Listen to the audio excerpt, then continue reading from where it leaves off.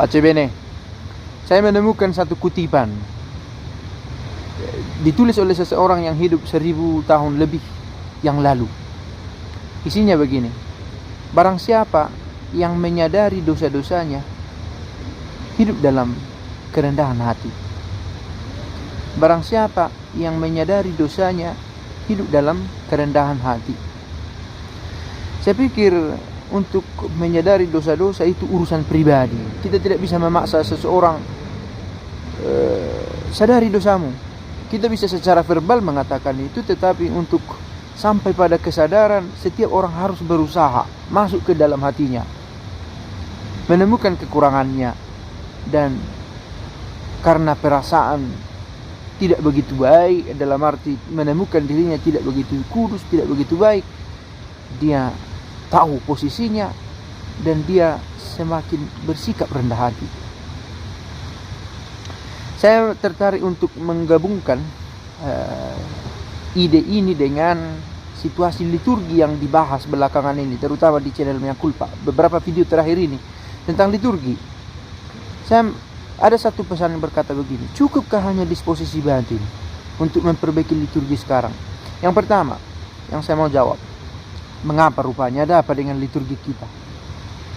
Hanya karena muncul di permukaan beberapa penyimpangan, bukan berarti itu wajah dari semua liturgi yang berlangsung di dalam gereja.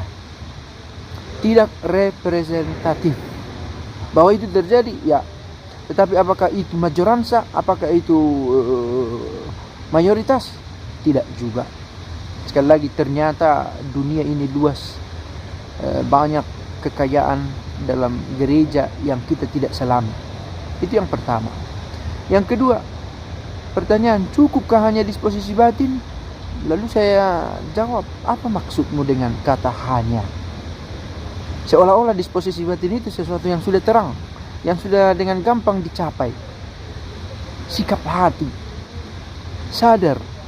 Saya pikir ini perlu dalam semua aspek, dalam berliturgi, dalam rumah tangga, dalam panggilan.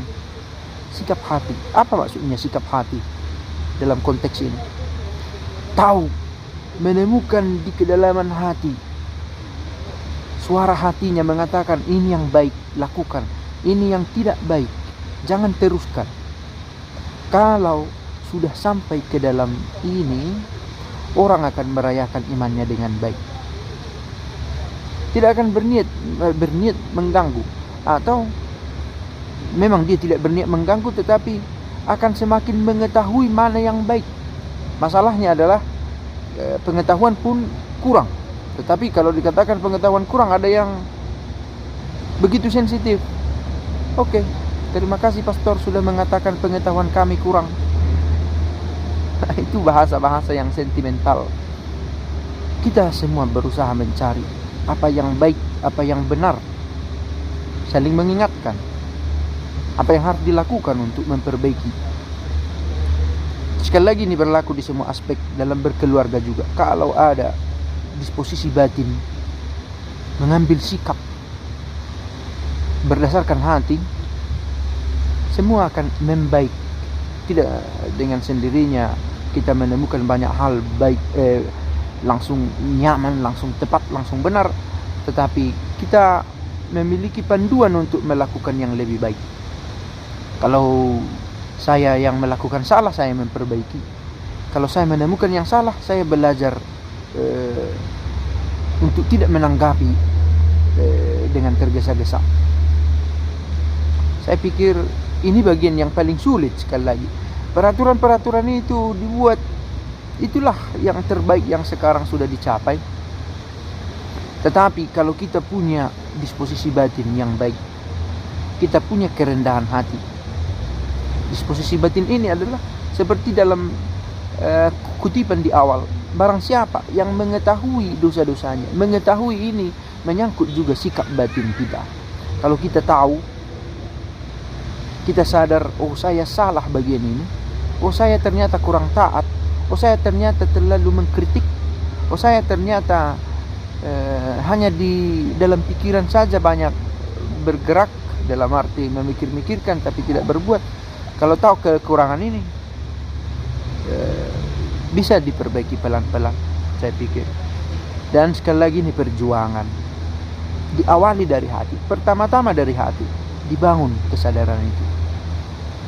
Dan untuk ini kita butuh bantuan satu dengan yang lain. Tak peduli, oh saya hanya seorang umat di kampung-kampung, oh saya seorang pastor, oh saya seorang uskup.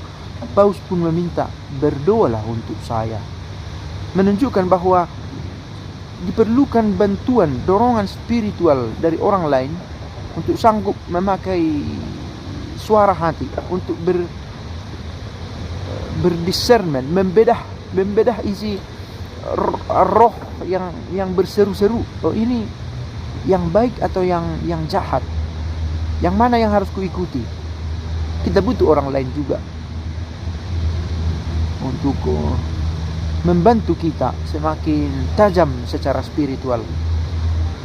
Nah ini terkait dalam merayakan liturgi itu. Ya, kita tidak hanya berbicara soal musiknya atau apa, semua sikap hati, keterpusatan pikiran, semua kalau disertai dengan pemilah-milahan hati secara sadar ketika perayaan berlangsung, maka isu-isu soal liturgi yang kurang inilah, kurang itulah, terlalu beginilah, terlalu begitulah, diperbaiki dari banyak sisi. Dari sisi kita, dengan rendah hati bisa menerima yang kurang. Menerima dalam arti bukan membiarkan, tetapi memperbaiki pertama-tama dari diri dengan tidak menyibukkan diri untuk mengkritik. Yang kritik dalam arti yang destruktif, yang menghancurkan, yang memprovokasi, tetapi memberi sumbangan. Kalau tahu yang baik dikatakan. Dan orang lain juga akan memikirkan hal yang sama kalau punya sikap hati demikian, berusaha memperbaiki. Semoga sampai jumpa di kesempatan lain. Saya membuat video ini sambil mau melanjutkan kegiatan sehari-hari. Para sulprit, pace bene.